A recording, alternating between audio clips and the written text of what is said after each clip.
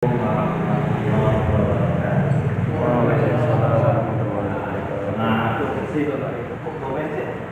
Bersih. Jadi sama air. Alhamdulillahirabbil alamin. Asyhadu an la ilaha illallah wa asyhadu anna Muhammadan abduhu wa rasuluh. La nabiyya ba'da al-qiyamah. Allahumma shalli ala Muhammad wa ala alihi wa sahbihi wa sallim. Rabbi shrah li sadri wa yassir li amri wahlul 'uqdatam min lisani yafqahu qawli. Kaum muslimin dan muslimat yang dirahmati Allah. Mohon maaf nih laptopnya lagi error. Kita manual saja. Kemarin kita sudah sampai baru membahas tentang an-najasah. An-najasah adalah najis dalam tubuh kita yang harus dibersihkan total sebelum kita melakukan ibadah. Khusus kali ini karena kita nggak bisa tampilkan, kita akan membahas tentang mandi junub, bagian daripada total.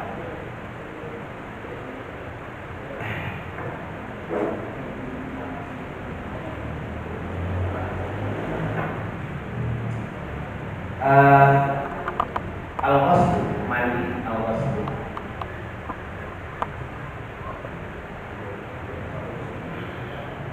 Junub diambil dari kata janib samping, sisi.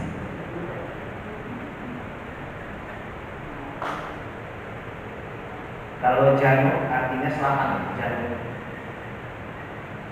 janub selatan. Kalau junub sisi. Kenapa dibandingkan mandi junub? Karena seluruh sisi tubuh kita itu harus kena air, namanya junub sisi. Jambi, samping, sisi. Makanya dinamakan Allah SWT adalah mandi junub karena seluruh sisi bagian daripada tubuh kita harus kena air. Kecuali hadis Aisyah. Aisyah punya 14 hadis yang beliau punya yang tidak diriwayatkan oleh sahabat yang lain, karena beliau selalu bersama Rasulullah termasuk dalam masalah mandi junub. Aisyah sering mandi junub bersama Rasulullah. Gunanya apa? Supaya ada meriwayatkan cara Rasulullah mandi junub. Dari mana kita tahu Rasulullah mandi junub kalau bukan dari istri beliau? Makanya salah satu faedah kenapa Rasulullah menikah dengan Aisyah yang masih muda, 9 tahun. Aisyah masih hidup sampai usia 61 tahun. Belum menjanda, menikah dengan Rasulullah cuma 9 tahun, setelah itu belum janda. Dan menjadi guru daripada sahabat-sahabat yang ada di Madinah. Dan beliaulah yang banyak meriwayatkan tentang hadis-hadis yang berhubungan dengan keluarga, mandi junub. Makanya hadis Aisyah nanti kita ceritakan ya, bagaimana Aisyah memperhatikan mandi junub Rasulullah. 14 hadis Aisyah yang tidak dimiliki, di antaranya adalah tentang mandi junub. Aisyah bercerita bahwa saya sering mandi dengan Rasulullah mandi junub. Tapi walaupun suami istri, ma ra'aitu minhu wa ma ra'a minni. Aisyah, Rasulullah tidak pernah memandang kemaluan saya. Saya juga tidak pernah memandang kemaluan Rasulullah. Artinya tertutup. Ya, jadi nggak boleh nekat telanjang banget, itu nggak boleh sebenarnya. Makruh kan menurut para ulama. Harus ada yang ditutupi pakai kain. Nah, kata Aisyah, saya punya rambut panjang, kata Aisyah. Punya rambut panjang. Suatu saat saya mandi dengan Rasulullah, rambutku saya gulung, kata Aisyah. Kalau orang yang panjang digulung, lalu dikodeo ini, kayak spidol ini ya, dikodeo ini, set, kan digulung rambut Aisyah. Lalu beliau mandi. Itu secara logika, tidak semua akar rambut dan kulit kepala kena pada saat itu. Rasulullah diam. Rasulullah diam. Nah, kita ingat pelajaran hadis. Fikih ini nggak lupa daripada hadis ya. Fikih hadis ada 5. Sekaligus kita belajar hadis berapa?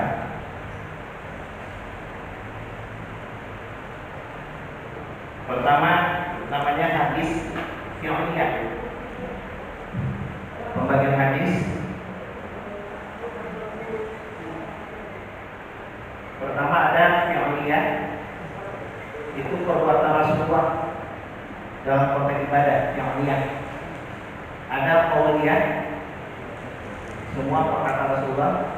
Nah, yang kita maksud tadi adalah takriyah.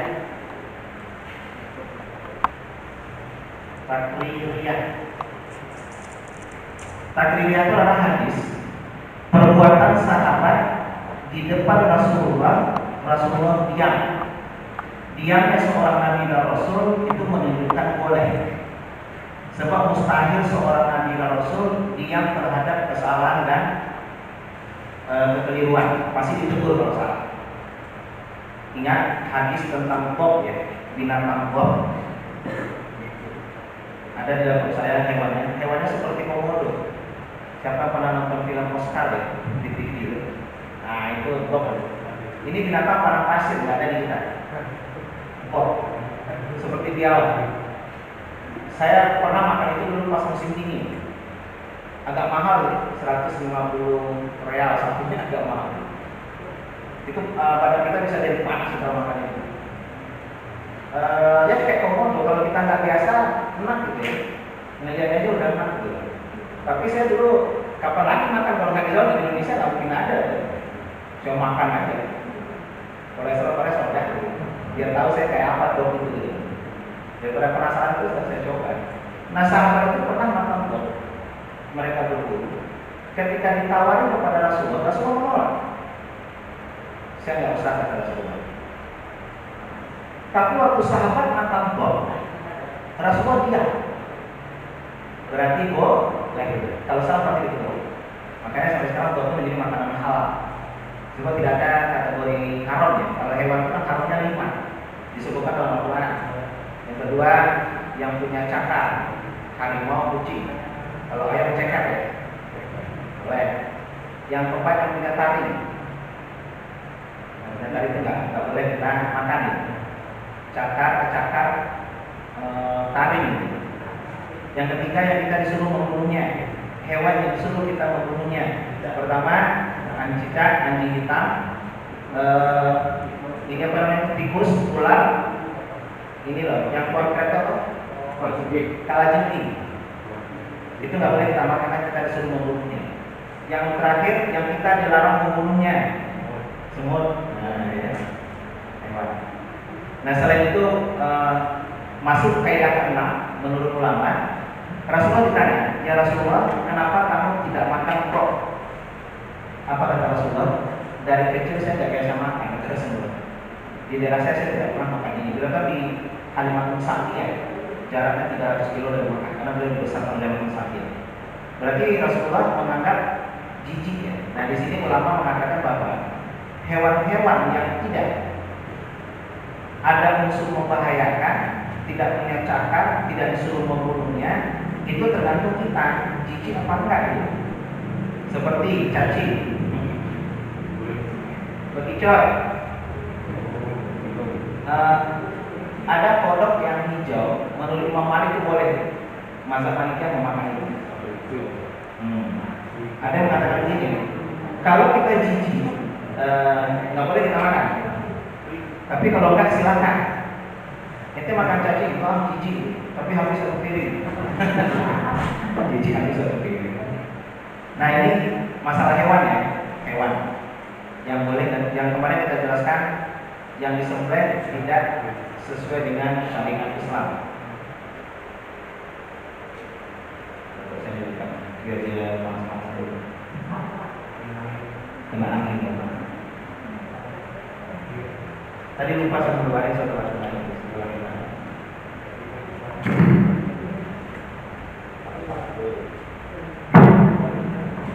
Ya, itu hadis takriyah. Nah, Aisyah menceritakan bahwa saya pernah mandi dengan Rasulullah, saya gulung rambut saya. Nah, akhirnya pendapat itu walaupun tidak didukung oleh para ulama ya, tapi tetap dianggap sebagai rohim. Artinya suatu saat bisa kita pakai pendapat itu. Misalnya ibu lagi mandi junub, berada di daerah yang sulit air, misalnya seperti Lipar gitu, Tepus gitu, Wonosari, kita lagi mandi junub, kita gunakan hadis Aisyah, nggak apa-apa, gulung aja rambutnya mandi. Sebab Aisyah pernah melakukan itu, walaupun hadisnya ahad ya, tapi kata ulama itu sahih. Jadi ahad itu pemakai hadis tergantung riwayat, tapi kalau sahih, itu tergantung kekuatan matan, beda lokasi. Ada tambahan dua lagi hadis menurut para ulama. Pertama hadis ahwadiyah. Ini berkaitan dengan kondisi fisik Rasulullah, yang termasuk dengan manusiawi Rasulullah. Misalnya dulu kita silakan baca kitab Syama'il Muhammadiyah karangan Imam Tirmizi, maka bisa. Satu lagi hadis katanya hadis hamiyah. Hamiyah itu adalah keinginan Rasulullah yang tidak terwujud. Hamiyah. Misalnya Rasulullah kalau haji, beliau haji ifrad. Rasulullah cuma sekali haji tahun ke-10 Hijriah. Perintah haji turun tahun ke-6 Hijriah. Ada 4 tahun Rasulullah tidak melaksanakan haji. Dari situ ulama menunjukkan haji tidak usah terlalu fauran, tidak usah terlalu buru-buru. Sebab Rasulullah tidak langsung begitu perintah haji itu boleh haji. Ada waktu 10 tahun. Terus sebenarnya itu waktu perjanjian Hudaybiyah, Fathul Makkah, tahun Hijriah, Makkah ditakluk oleh Rasulullah, dinampakkan ala kapatan Madinah. Tahun ke-9 turun surat At-Taubah. Makanya Taubah itu nggak pakai Bismillah ya, karena memutuskan perjanjian dengan kafir Quraisy. Orang kafir Quraisy nggak boleh berada di Mekah sampai hari ini. Tahun ke-10 Rasulullah haji ifrad. Tapi kata Rasulullah, kalau besok saya ada usia lagi, tahun depan saya ada usia lagi, kata Rasulullah, saya naik haji tamat kok. Maaf ya, ini tulisannya kurang aman, saya ini. Haji itu 3, ada qiran, ada ifrad, ada tamattu. Indonesia pakai ini semua. Indonesia pakai tamattu semua. Tamattu adalah umroh dulu baru haji. Kalau qiran, haji sama umroh biasanya sama. Kalau ifrad, haji dulu baru umroh. Cuma yang dua ini nggak boleh pakai buka baju ihram sampai Arafah, sampai nanti tahu apa. Tapi kalau ini boleh. Ini umroh dulu, setelah umroh kita pulang ke hotel, ganti baju biasa ini. Boleh berhubungan suami istri. Makanya kena denda 1 ekor kambing, atau puasa 3 hari di Mekah, 7 hari di kampung, tilka asyaratun kamilatun, 10 hari mengganti kambing. Tamattu diambil dari kata matamun, artinya bersenang-senang. Bisa pakai batik, gitu, bisa pakai wangi-wangian, bisa berhubungan suami istri. Kalau ini nggak bisa nih, tapi nggak bayar kambing. Gitu. Nah, Indonesia memakai ini semua, kecuali beberapa jemaah haji Sulawesi nekat ya, dia pakai haji ifrad, karena Rasulullah pakai ifrad. Pertanyaannya, lebih afdal mana yang dikerjakan atau yang diinginkan? Ya berbeda pendapat ulama. Kata Imam Hanafiyah, yang lebih afdal yang diinginkan Rasulullah. Ada yang mengatakan lebih afdal dikerjakan oleh itu. Jadi keinginan Rasulullah. Pada juga Rasulullah punya keinginan, saya pengen Ka'bah itu 2 pintu, kata Rasulullah. Ini pintu masuk, ini pintu keluar di belakangnya. Tapi sampai Rasulullah meninggal, Ka'bah itu cuma 1 pintu. Barulah Abu Bakar bin Zubair, keponakan Siti Aisyah, anak daripada Asma binti Abi Bakar. Waktu beliau menjadi gubernur Mekah, beliau bobol belakang Ka'bah. Pernah Ka'bah itu 2 pintu, pintu depan, pintu belakang. Orang Mekah nggak ada mau bantu, takut kejadian buruk ababil. Akhirnya sendirian Abu Bakar bin Zubair, anak ada Zubair bin Awam, menikah dengan Asma binti Abi Bakar, adik daripada Siti Aisyah.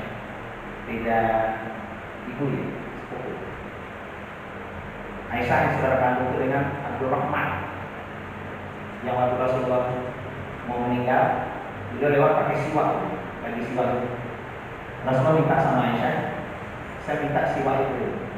Makanya ada orang mengatakan biar Allah terlalu cepat pakai siwak. Gara-gara kejadian Abdul Rahman bin Abi Bakar, anak daripada Abu Bakar, dari istri beliau. Ya, oke, kita kembali ke tanya kita. Kenapa dinamakan mandi junub?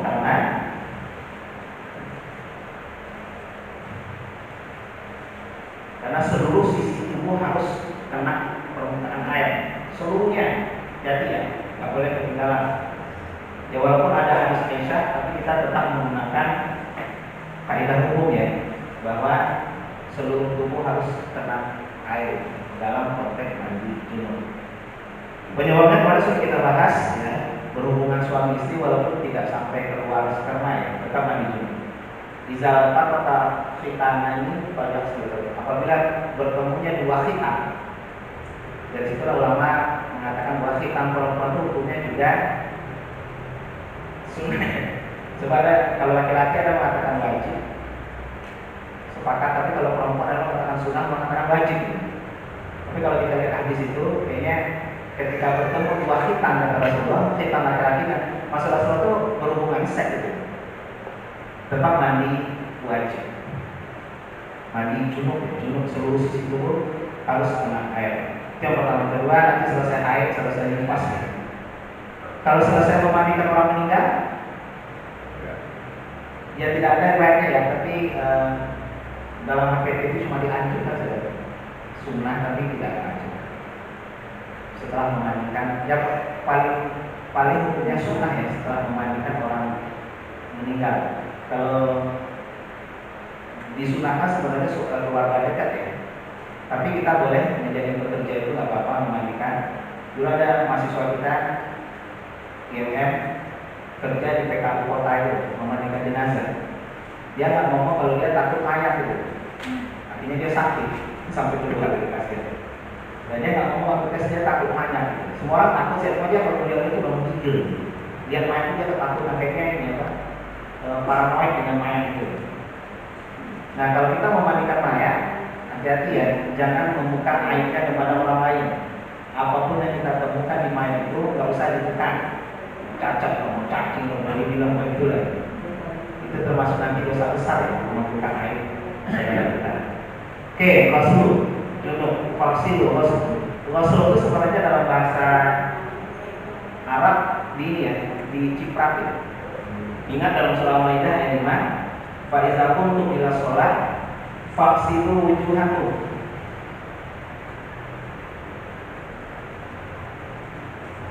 Ingat, nggak boleh kita lap ya.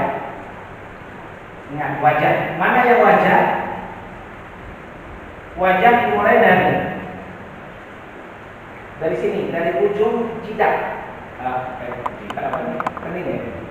Ujung sini sampai sini, sampai bawah sini ya. Di ujung leher pertemuan dengan apa namanya? Rambut. Tempat jenggot itu Pak Benjamin. Dan makanya laki-laki kalau punya jenggot itu harus airnya kena permukaan jenggotnya. Kalau enggak kurang sempurna rambutnya. Itu dinamakan wajah. Ya.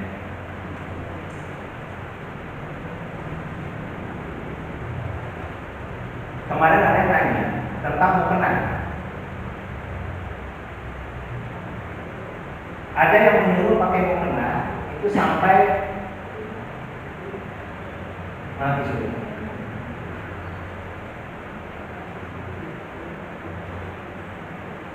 Ada yang mengajarkan mau kena sampai sini ya? Iya ya. Ada yang sampai sini. Nah, wajah dalam Islam itu sampai sini ya. Mau sampai sini nggak apa-apa.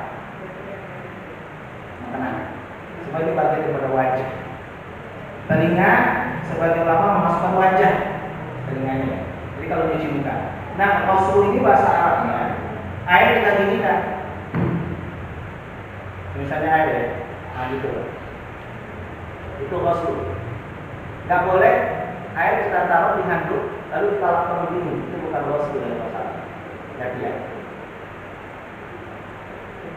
Harus dinginkan. Kalau tangan nanti kalau berwudu dari atas ya. Cuma sebenarnya memang akan mengumpulkan kesalahan kita. Faksilu wujuhakum wa aydakum ilal marafiq ini. Tapi untuk kepala orang menggunakan uang sepatu. Uang sabu birukusikum. Kepala. Nah, perhatikan ya. Ayat Al-Maidah itu ada kata-kata bi. Bi itu dengar. Bismillahirrahmanirrahim. Sebenarnya dalam bahasa Arab tidak usah pakai bi, kalimatnya sempurna. Waksilu wujuhakum, wamsahu biruusikum. Enggak pakai bi saja bisa, makhluk. Dan usaplah kepalamu. Kenapa pakai bi?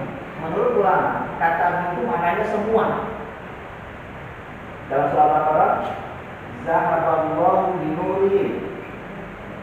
Al-Baqarah ayat 16. Zahaballahu, soalnya kalimatnya nurahum. Zahaballahu nurahum, tapi pakai di Zahaballahu binurihim. Ini untuk ayat tentang munafik ya. Surah Al-Baqarah itu ayat 8 sampai 19 bercerita tentang orang munafik. Allah menghilangkan seluruh cahaya untuk orang munafik. Makanya orang berarti jarang tobat, karena cahaya dicabut oleh Allah semuanya. Dari hukum itu ulama berpendapat bahwa menyapu kepala itu harus seluruhnya. Baca dalam kitab Bulughul Maram ya. Ambil ayat seluruhnya. Dibalik lagi ke depan. Harus seluruhnya kena. Walaupun ada pendapat, saya tidak mengikuti pendapat ini. Menurut sebagian ulama bisa setengah. Sebab Rasulullah pernah dilihat ketika berwudu musim dingin, Rasulullah cuma mengangkat sorbannya lalu dibasahi sepertiga. Daripada Anas bin Malik. Berarti tidak seluruhnya juga gitu. Sebab ada yang pendapat minimal 3 helai rambut. Tidak apa-apa. Ada pendapat begitu. Saya sebutkan semua pendapatnya. Tapi kalau yang pendapat yang paling afdal itu yang ini semuanya. Seluruh kepala kita sapu kalau kita berwudu. Ini namanya waslu ya. Jadi waslu itu nyipratin gitu. Kita ambil air dari kita gitu. Nggak boleh kita lap, nggak boleh. Harus air. Indonesia nggak usah masalah ya, air berlimpah. Orang ada juga mampu sama Afrika. Ya. Kembali ke kajian kita tentang wudu dan kita mana? Ambil dulu. Wasul junub, seluruh bagian tubuh kita harus kena permukaan air. Rasulullah walaupun begitu beliau tetap irit pakai air. Irit pakai air gelas. Kata kita jangan berlebihan itu tidak pakai air, masuk mubazir. Oke, riwayat daripada Aisyah dan Maimunah ini disatukan sama ulama ya. Pertama, ketika Rasulullah, kemarin kita jelaskan Aisyah pernah ditanya, kalau Rasulullah berhubungan suami istri dengan Aisyah, apakah langsung mandi malamnya atau nunggu pagi gitu? Aisyah menjawab dua-duanya. Pernah juga Rasulullah berhubungan langsung mandi, pernah juga nunggu pagi gitu. Nah, bisa kita pakai dua-duanya kalau kita berhubungan suami istri. Kadang-kadang malam-malam kata Siti Aisyah ketika Rasulullah sholat malam, saya kadang-kadang bangun kata Aisyah, setelah sholat saya tunggu apakah Rasulullah punya hajat ke saya atau tidak. Ingat Rasulullah hanya punya keturunan dari 2 orang istri ya, Khadijah dengan Maria Kiptiah, adik daripada Raja Muqawqis. Yang lain tidak memberikan keturunan kepada Rasulullah. Walaupun cuma Khadijah dengan Maria Kiptiah. Maria itu sebenarnya orang Mesir, namanya Maria Kiptiah. Kiptiah itu orang Mesir, Egypt. Makanya bahasa Inggrisnya Mesir itu Egypt. Nah, Kristennya Koptik. Beda dengan Protestan, beda dengan Katolik ya. Mereka tidak berkiblat ke Vatikan. Mereka punya paus sendiri. Saya pernah baca Injilnya gitu. Punya teman saya itu orang Mesir. Agama asli orang Mesir adalah Koptik, kalau bahasa kitanya Kristen Koptik. Ya. Beda lagi dengan Ortodok ya. Kristen Ortodok beda lagi. Kristen itu banyak aliran, lebih daripada 200 aliran Kristen itu. Anglikan di Mesir, Evan hari pertama, hari kedua, hari ketiga, benar ya. Dan di perempatan angkatan laut itu Evan hari ke-8 itu. Dan mereka tidak saling tidak saling kayak kita kan sholat musim mana aja bisa kan? Mereka nggak bisa, harus sesuai dengan gerejanya. Apa ya? mereka bisa di sama saja bisa juga. Mereka nggak bisa, karena mereka harus di masjid yang didaftar itu. Kadang-kadang ibadahnya juga beda-beda ya. Tapi aman di Indonesia, mereka aman. Hari ini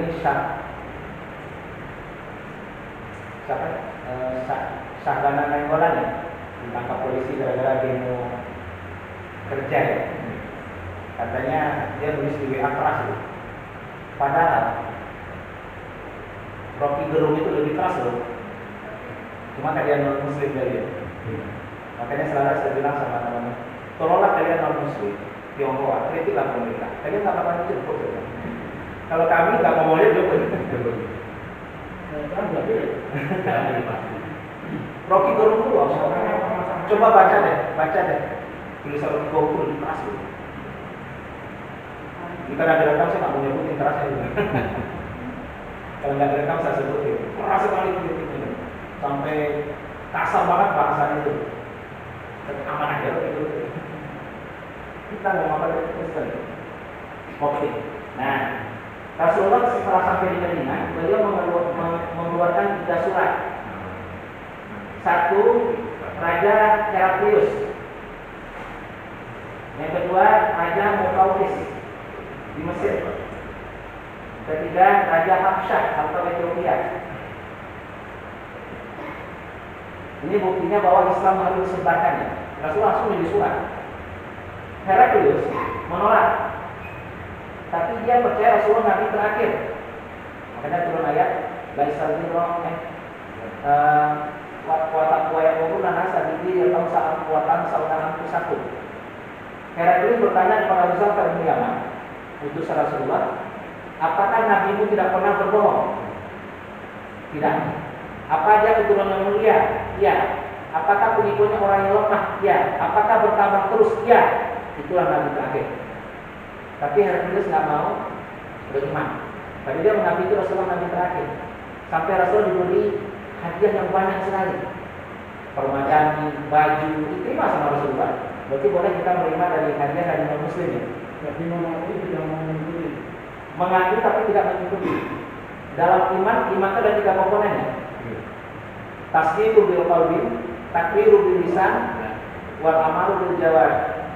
Kalau hanya membenarkan dengan hati, iblis juga percaya sama Allah. Abu Thalib, paman Rasulullah tercinta, itu membela Islam dengan harta, darah, dan nyawa. Tapi nggak baca syahadat, maaf, tetap di neraka. Ya syahadat itu kunci daripada surga. Orang kalau baca syahadat, insya Allah masuk surga. Cuma nanti kalau terakhir, kalau kedua beda. Kalau cebok, kalau terakhir. Nah, waktu Abu Thalib sakratul maut, Rasulullah datang, pamanku ucapkan syahadat. Abu Thalib diam saja. Abu Jahal nyeletuk lagi. Thalib jangan, kata Abu Jahal. Masa kau beda meninggalkan agama dari moyang kita? Rasulullah nggak marah ya. Kalau saya harus Abu Jahal. Nyeletuk aja itu. Yang boleh berikan. Tapi Rasulullah diam ya. Paman ucapkan syahadat. Jangan Thalib. Paman ucapkan syahadat. Langsung Abu Thalib menjawab tapi tidak syahadat. Boleh baca syahid. Apa kata Abu Thalib? Laqad alimtu anna dinar Muhammad khairul adiyah. Saya tahu agama Muhammad itu sebaik-baik agama di dunia. Walau la malamatu wa hadaru la wajadtani bidzalika samhan mubina kata Abu Thalib. Kalau tidak takut dihina, dari dulu saya sudah masuk Islam. Meninggal Abu Thalib dalam keadaan kafir. Menangis Rasulullah, turun Jibril, "Hai, inna dalam tadi maka wa di masyarakat kau tidak berhak memberikan petunjuk. Allah memberikan petunjuk." Jadi masalah hidayah tidak bisa kita ikut campur ya. Biarkan Allah memberikan petunjuk. Tapi kalau taufik harus kita pelajari.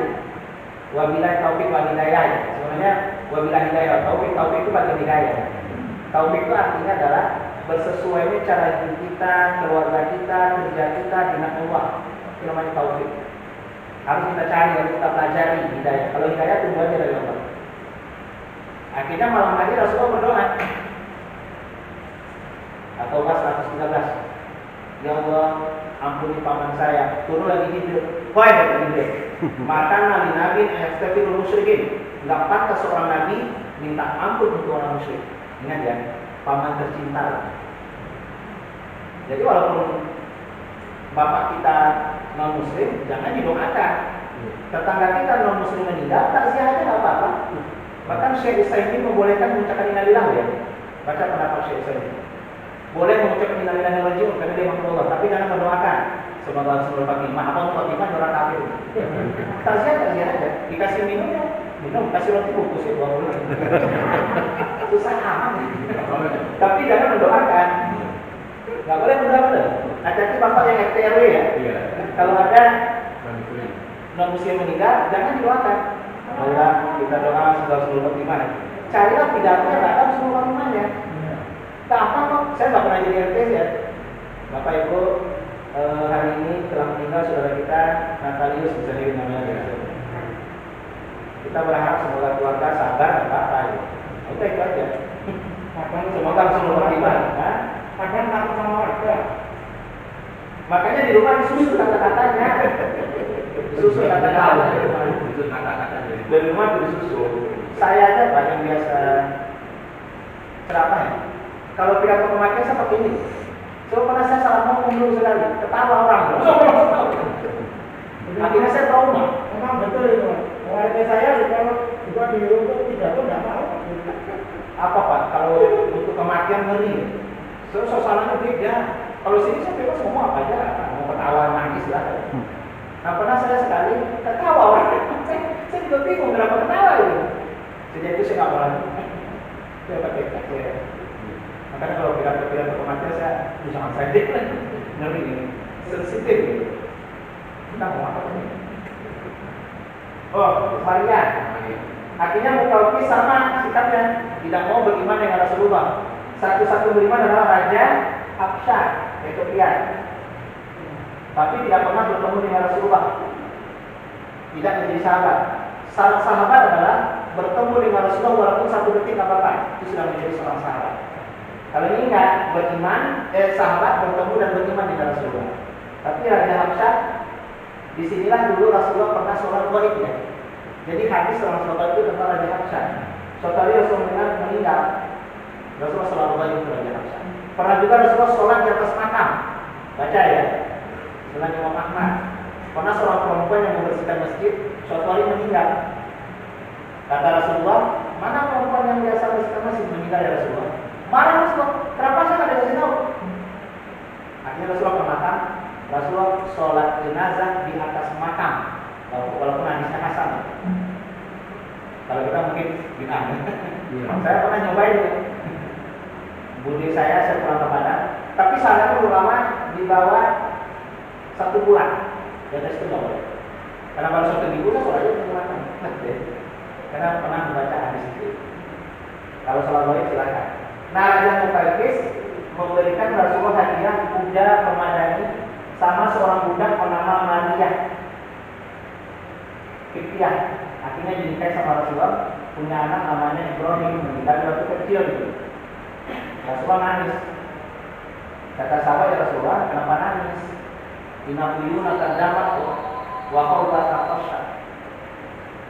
Jadi walaupun Nabi dia tetap manusia, kalau sedih beliau menangis. Jadi kalau ada keluarga kita meninggal, suami meninggal, istri nangis, ya bukan nggak sabar, ya sabar gitu. Malah kalau nggak nangis kita curiga, kok nggak nangis? Jangan dia yang ngomong ya. Ya tanya, nangis nggak apa-apa, tapi jangan berlebihan. Sampai mertokin kepala begini. Nanti jenazahnya jadi 2. Sampai banyak orang. Asal Pak. Nah kita boleh cerita. Oke, belum masanya? Oke, nggak apa-apa, kita seperti ini. Pertama Rasulullah bangun tidur, beliau mencuci tangan. Kalau kita mau tidur, saya seperti cuci tangan dulu Rasulullah. Ingat ya, cuci tangan. Yang kedua, beliau membasuh kemaluan dengan tangan kiri. Seperti ini. Membasuh kemaluan dengan tangan kiri ya, jangan tangan kanan. Ya walaupun hukumnya nggak haram sih, tapi Rasulullah membiasakan tangan kiri. Yang ketiga, beliau berwudu. Riwayat Maimunah nggak sampai kaki dulu. Riwayat Aisyah sampai kaki, oke kita gabungkan saja sampai kaki berwudu seperti mau sholat. Yang keempat beliau menyela-nyela rambut beliau. Jadi air dan beliau diinginkan. Setelah itu Rasulullah mandi membasahi seluruh tubuh, terima langsung seluruh tubuh. Cepat ya seluruh tubuh. Nah selesai itu sudah. Lalu akan nanya ya Rasulullah, apakah setelah mandi kita harus wudhu lagi? Ya para Rasulullah, seperti apa lagi bersih yang harapkan kepada Rasulullah. Jadi dari hadis itu boleh kita tidak berwudhu, ada juga mulai harus berwudhu. Sebab antara mandi dan wudhu itu ibadah yang berbeda. Ya. Tapi kalau tidak ada riwayat, jangan disalahkan ya. Kalau berwudhu saya berwudhu saya, walaupun saya sampaikan hadisnya. Ini tentang mandi dalam air. Maaf ya ini karena laptopnya masih tidak terdekat. Mudah-mudahan nggak rusak itu. Kalau saya di sini semua, bisa nangis saya belum mati. Tapi nggak boleh tidur lagi. Oke, terima kasih karena sudah azan. Kita lanjutkan mengucapkan sholawat. Assalamualaikum warahmatullahi wabarakatuh.